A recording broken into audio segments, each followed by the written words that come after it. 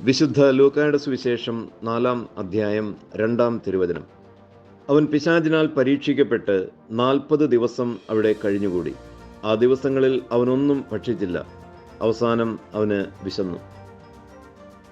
ഈശോയിൽ സ്നേഹം നിറഞ്ഞ സഹോദരങ്ങളെ, പ്രഭാഷകന്റെ പുസ്തകത്തിൽ 2-ാം അധ്യായത്തിൻ്റെ 1-ാമത്തെ തിരുവചനം: മകനെ, നീ കർത്തൃ ശുശ്രൂഷയ്ക്ക് ഒരുങ്ങുന്നുവെങ്കിൽ പ്രലോഭനങ്ങളെ നേരിടാൻ ഒരുങ്ങിയിരിക്കുക. കർത്തൃ ശുശ്രൂഷയ്ക്ക് ഒരുങ്ങിയിട്ടുള്ള എല്ലാ ആളുകളും ഉപവാസത്തിലൂടെ കടന്നുപോയതായിട്ട് വിശുദ്ധ ഗ്രന്ഥം നമ്മെ പഠിപ്പിക്കുന്നുണ്ട്. മോശ 40 ദിവസവും 40 രാവും പകലും മലയിൽ ഉപവാസത്തിലായിരുന്നു. തുടർന്ന് കർത്താവിൻ്റെ നിയമങ്ങളെ പറ്റിയുള്ള ബോധ്യം അദ്ദേഹത്തിന് ലഭിക്കുന്നു. എലിയ പ്രവാചകൻ 40 രാവും 40 പകലും നടന്ന് ഹോറേബിലെ മലയിലെത്തിച്ചേരുന്നു. അതുപോലെ നോഹയുടെ കാലത്ത് 40 രാത്രിയും 40 പകലുമാണ് നിർത്താതെ മഴ പെയ്യുന്നത്.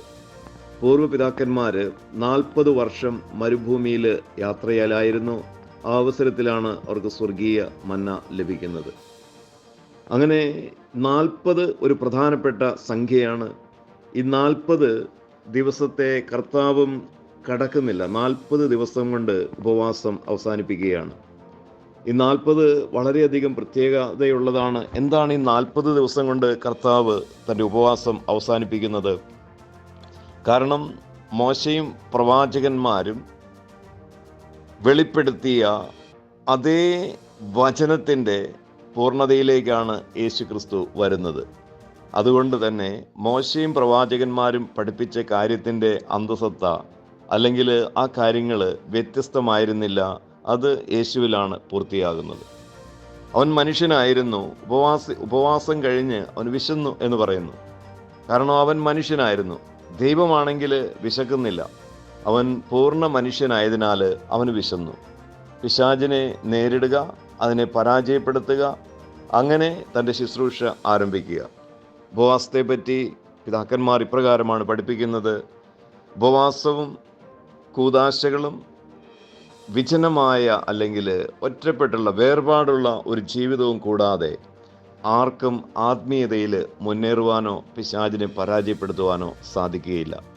എന്നാൽ ഉപവസിക്കുമ്പോൾ ഓരോരുത്തരും തങ്ങളുടെ ശാരീരിക ക്ഷമത പരിഗണിക്കണം.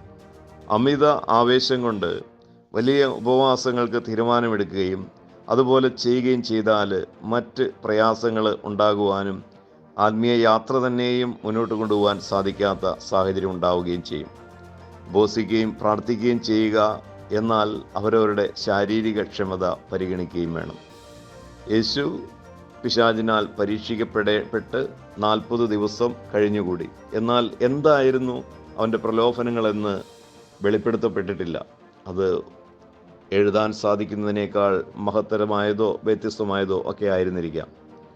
ഒരു കാര്യം വ്യക്തമാണ്: ഉപവാസത്തിലൂടെ, വേർപാടിലൂടെ, കുദാശകളിലൂടെ ഒരു മനുഷ്യന് തൻ്റെ ആത്മീയ ജീവിതത്തിൽ ദൈവിക സാന്നിധ്യം വ്യക്തമായിട്ട് അനുഭവപ്പെടുവാൻ സാധിക്കും. അങ്ങനെ ദൈവിക സാന്നിധ്യത്തിലേക്ക് ഒരാൾ നീങ്ങുമ്പോൾ ഇതിൻ്റെ അവസാനം തീർച്ചയായിട്ടും പ്രലോഭനങ്ങൾ ഉണ്ടാവുകയും ചെയ്യും.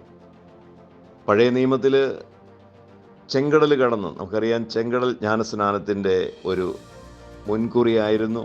ചെങ്കടൽ കടന്ന ജനം ഉപവാസത്തിലേക്ക്, അല്ലെങ്കിൽ 40 വർഷത്തെ മരുഭൂമി യാത്രയിലേക്ക് പോകുന്നു. സമാനമായ രീതിയിൽ പുതിയ നിയമത്തിൽ ജ്ഞാനസ്നാനത്തിന് ശേഷം യേശു മരുഭൂമിയിലേക്ക് പോകുന്നു. ജ്ഞാനസ്നാനം സ്വീകരിക്കുന്ന ഏതൊരു വ്യക്തിയും പ്രലോഭനങ്ങൾ നിറഞ്ഞ, പ്രതിസന്ധികൾ നിറഞ്ഞ മരുഭൂമി യാത്രയ്ക്ക് സമാനമായ ഒരു ജീവിതത്തിലൂടെ കടന്നു പോകേണ്ടി വരും. Have a blessed day to all of you.